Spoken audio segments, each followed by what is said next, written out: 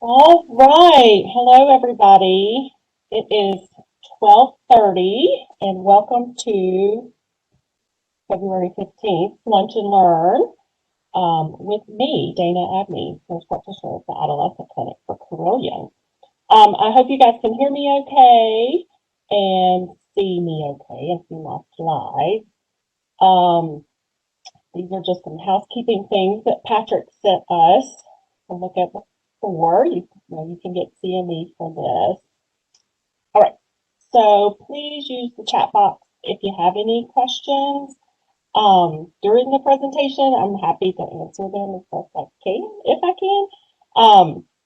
And hopefully at the end, we will have time for questions as well, if there are any. So again, I'm Dana Abney, nurse practitioner at Carilion's Adolescent Clinic. We see patients ages 10 through 26, so we are hitting them at a crucial point in their lives. So that's why we're going to talk about the HPV vaccine today. Who, what, when, why, and where.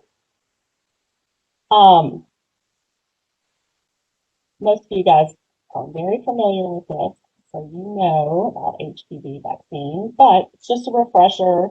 Maybe some things, questions that you might have had in the past will pop up during this, and I can get those answers for you today. So of course, I have to say that I have no financial disclosure or conflicts of interest with the presented material in this presentation. And our objectives. We're going to understand what HPV is, or human papillomavirus. We're going to define the importance of that HPV vaccination for cancer prevention and the rationale for vaccinating at ages 11 to 12. We're going to list the recommendations for HPV vaccine for girls and for boys, manage problems and questions that may arise during the office visit when these vaccines are brought up, and provide useful information about the vaccine to parents, guardians, to aid in them making the decision. So what is HPV?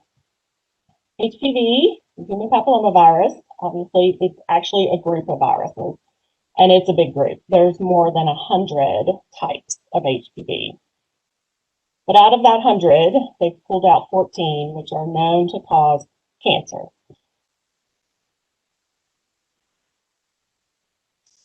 So just some information to know. HPV is spread during skin-to-skin sexual contact. This is where a lot of parents are confused. They think that sexual intercourse actually has to take place, but it's just skin-to-skin. So it can infect vulva, vagina, cervix, rectum, anus, penis, scrotum, mouth, throat, all of the above. And it is almost always asymptomatic. And most of those infections will resolve on their own in 2 years, which is really great. But a huge number of them don't, and that's where our vaccine comes into play. About 79 million Americans are currently infected with HPV. That's a good number. And newly infected cases each year are around 14 million people. So common that almost every person who is sexually active will get HPV at some point in their life, especially since we've got 100 of those viruses in that group. So your odds are really high to come into contact with one or more of those at some point. So we've got two types of HPV that they've kind of pulled out from that 100. They have the low risk types and the high risk types. The low risk ones that they really look at for issues with genital warts, these don't usually involve cancer, but they can, are types 6 and 11. There are other types of HPV that cause our common warts, like on our hands, plantar warts on the feet. Again, same group of viruses, just a little bit different. And those aren't sexually transmitted, obviously. Our high-risk strains, a good group of them there. Number 16, number 18, number 31, 33, 45, 52, and 58. Those are the ones that they've been able to pull out and say are responsible for cancer of the cervix, vagina, vulva, penis, all those areas we talked about earlier. And 16 and 18, number 16 and 18, are the cause of 70% of our cervical cancers and pre-cancerous cervical lesions.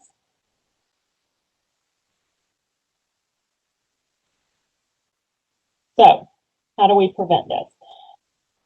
In 2006, HPV vaccination was introduced. I was working at the time in a private practice GYN office, and I remember that, and it was very exciting. But that time it was for females only. And then in 2011, they added it for males, and our ages are from 9 to 26, what was recommended. So the HPV vaccine we're going to talk about is Gardasil, which really is the only one that we're using right now. But that one was tested initially on more than 20,000 girls, 4,000 boys in 18 different countries. The trials were very successful. We saw almost 100% efficacy at preventing cervical cell abnormalities in those girls and 90% efficacy against 4 types of HPV that were those that were linked to genital warts, penile lesions. So out came Gardasil, Cervarix, and Gardasil 9. So Gardasil 9 covers 9 of those high-risk viruses that we talked about earlier. 6, 11, 16, you can read all those numbers there. The Gardasil, the original Gardasil only covered 4, and I think Cervarix was around 2 or 4 as well. Cervarix did not protect against the low-risk types either. So now Gardasil 9 is the only HPV vaccine currently distributed in the U.S., so that's why that's the only one we're really going to be talking about. And that's been out since 2016 that we've been using just that one. So I thought this was a really cool graph from the CDC, or picture from the CDC, that talked about why this is the best protection against the 6 types of cancer. So you can see it's like an iceberg, that estimated cases every year of cervical cancer is around 11,000. But then we've got these pre-cancers, it's at a much larger number, and all these other cancers at the bottom there, but still significantly a lot of cases that we could be preventing with this vaccine.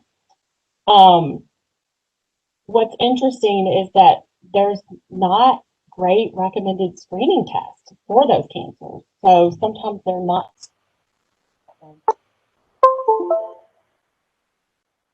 We're good. Okay.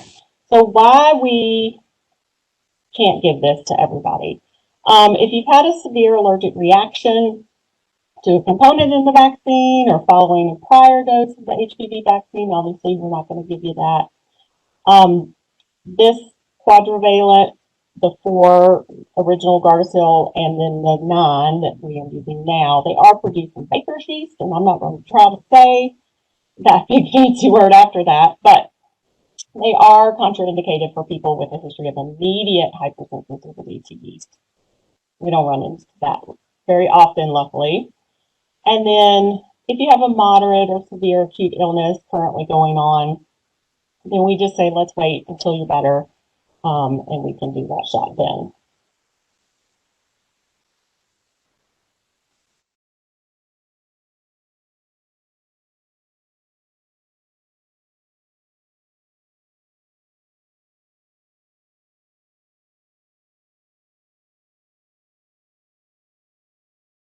HPV vaccine for their child. I think this is the biggest one that most of our providers in our office struggle with is, okay, they've declined it, now what? So we want to reassure safety. We want to show necessity.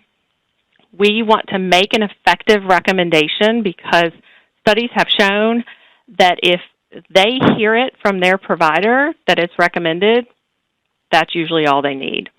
And we're going to educate. And we'll talk about these things in a little bit, further on in a little bit more detail.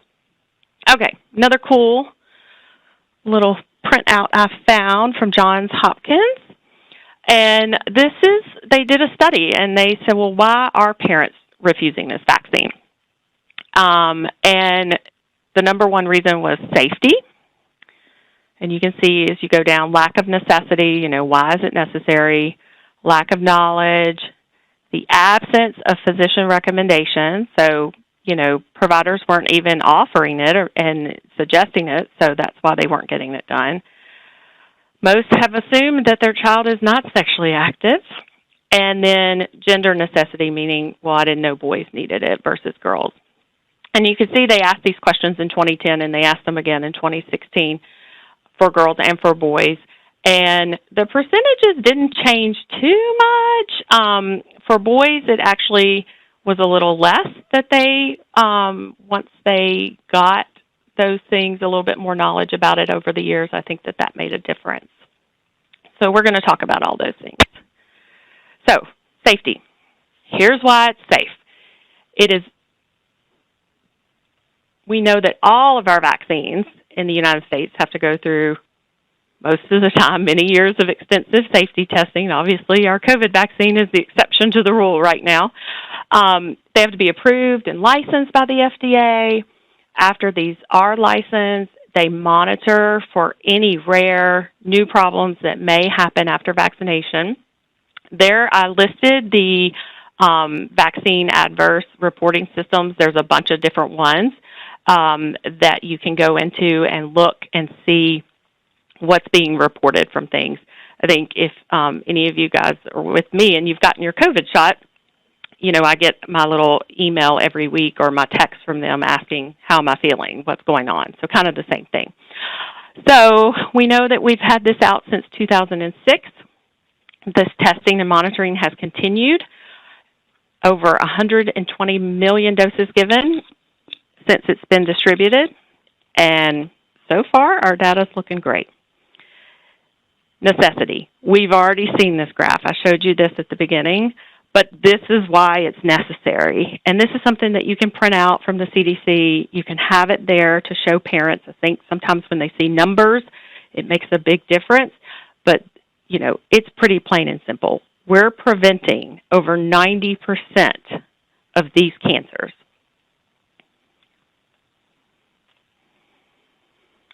How to make an effective recommendation? They say same way, same day.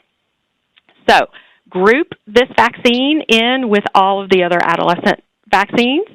That's the things like the Tdap, flu, if it's flu season, and the meningococcal vaccines that are given around 11 and 12 as well. If you group them all together, that usually helps, and you do them all the same day. So there's no contraindication to give this at the same time that you're giving any of those other vaccines that I recommended or discussed, the Tdap, flu, and meningococcal. On the topic of assumed not sexually active, they've actually studied this and said that, giving this shot does not make them more sexually advanced. They're not going to get the shot and then walk out the door. So, it's important to tell the parents, your kid's not sexually active now because most of the time they're not. But they're going to be at some point in their life. And this HPV that they could be exposed to in their teenage years, young adult years, is going to be a problem later on. Explaining to them that getting this vaccine on time, we know helps protect a little bit better. And there at the bottom, some parents may worry that giving this vaccine gives the kids a green light, and it doesn't. Studies have shown that. They're not thinking that.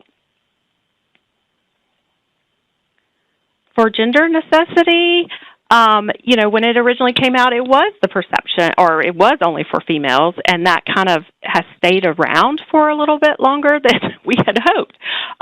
So there is just as effective to give to young men as young girls. And, we don't have a screening test for HPV in boys. For girls, we do, but it's still not recommended to do when they're that age. And that's only for usually cervical precancers that we're finding on young girls. So we don't have a way to screen these young men. So being vaccinated and being protected is the best way to go. We talked about how it's asymptomatic. So if they get infected now, they're going to go years without knowing. Okay, so finally, some parents may be interested, yet they still have questions. We talked about all the things that are recommended and that have been their concerns in the past, proven from that study with Johns Hopkins. But answer those questions. Take the time.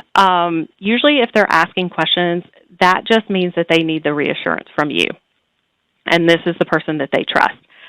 We want to clarify their concerns. We want to restate their concerns to make sure that we're understanding where those are coming from. Offer written resources. The CDC is the best place to get those. There's some really good stuff out there. And, just letting them know, hey, we agree. We want what's best for your child as well. That's why we're recommending this. We understand your concerns. What else can we do to make you realize how safe and effective this is? And, sometimes it doesn't happen on the first visit or the second visit, but I think if we keep giving them the knowledge, that will happen. Okay, so we got to put in where we can get this. Any Carilion family practice, OBGYN practice, pediatric office. Doesn't have to be a Carilion office either. Any healthcare office not affiliated with Carilion has it. Your local health department, Planned Parenthood, even some pharmacies offer vaccines. We should, check with them first. I think it differs per state, but it's readily available. And obviously, I have to give us a little plug. We have it available at all 3 of our locations.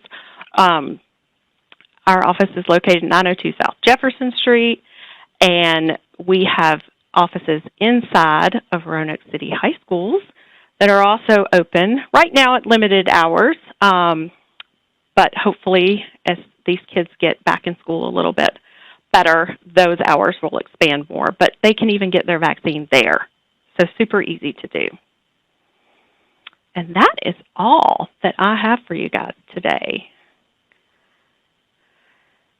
Let me know if you have any questions.